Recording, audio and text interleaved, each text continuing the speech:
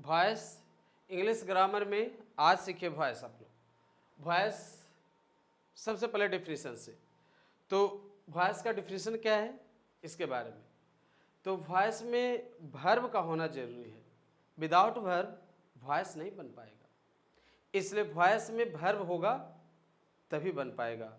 तो वॉइस में वर्ब का होना जरूरी है, यानी जिस सेंटेंस में वर्ब होगा उसको आप वॉइस बना पाएंगे।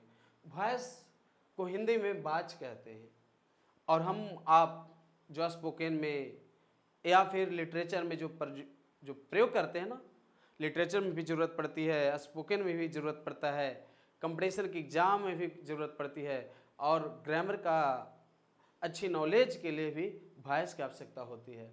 तो वॉइस को हिंदी में बाज कहते हैं, और इसकी परिभाषा देखिए, voice is related to the verb. अभी तुरंत बोले थे कि बिना वर्ब का वॉइस नहीं बनेगा, तो voice is related to the verb used in a sentence. Voice is related to the verb used in a sentence in which so either subject does something. कभी कभी सब्जेक्ट ही सब कुछ करने वाला होता है, तो सब्जेक्ट डज समथिंग और समथिंग हैपेंस ऑन सब्जेक्ट, और कभी कभी सब्जेक्ट पर ही सब कुछ लागू होता है। तो सब्जेक्ट ही सब कुछ करने वाला है और कभी कभी सब्जेक्ट पर ही सब कुछ लागू होता है, इज कॉल्ड वॉइस। इसी को क्या कहेंगे? वॉइस। फिर से, voice is related to the verb used in a sentence in which so either subject does something or something happens on subject is called voice। Clear हो गया? There are two types of voice, active voice, कर्तृवाच। Active voice कर्तृवाच, जिसमें कर्ता की प्रधानता हो, subject की प्रधानता हो। यहाँ एग्जाम्पल देखिएगा, ही इट्स मैंगो, वह एक आम खाता है, एक आम खाता है, खाने का बोध हो रहा है। ऑब्जेक्ट हो गया ये मैंगो, इट्स हो गया वर्ब, और ही हो गया सब्जेक्ट। तो सब्जेक्ट वर्ब ऑब्जेक्ट, इसका एग्रीमेंट है ना, सब्जेक्ट वर्ब ऑब्जेक्ट एग्रीमेंट हुआ। तो ये हो गया, इसमें वह खाने वाला वह है, तो उसकी प्रधानता यहाँ पर है, जो ये चीज कर रहा है। दूसरा यहाँ कहता है पैसिव वॉइस, कर्मवाच, इसमें खाने वाला का नहीं, कर्म की प्रधानता होगी। यानी a mango is eaten by him, यानी एक आम उसके द्वारा खाया जाता है, यानी एक आम उसके द्वारा खाया जाता है। एक आम की प्रधानता है कि उसके द्वारा एक आम हो रहा है।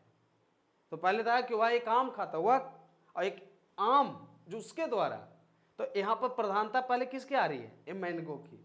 तो जब कर्म की प्रधानता हो तो कर्मवाच, और कर्ता की प्रधानता हो तो उसे कर्तृवाच कहते हैं। क्लियर हो गया?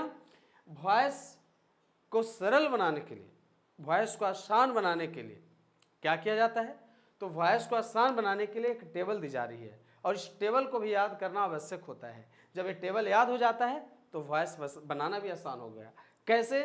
तो देखिए, यहाँ ही था, यहाँ हिम है, तो क्यों है इस पर फोकस करते हैं।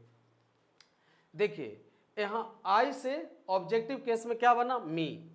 याद रख लेना है, आई जो है वो किस में है? कर्ता कारक में है। नोमिनेटिव केस में, तो नोमिनेटिव केस में आई, और ऑब्जेक्टिव केस में मी। तो आई का बना मी, स्मरण कर लेना है इसे।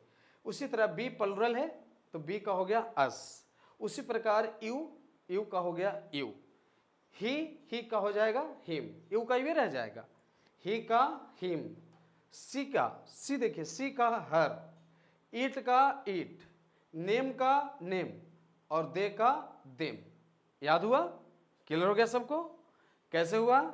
आई का मी, बी का अस, यू का यू, ही का हिम, सी का हर, इट का इट, इट का निर्जीव चीज के लिए इट ही रह जाएगा, नेम का नेम, और दे का देम।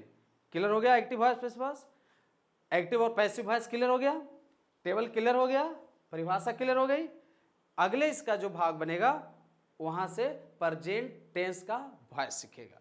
धन्यवाद।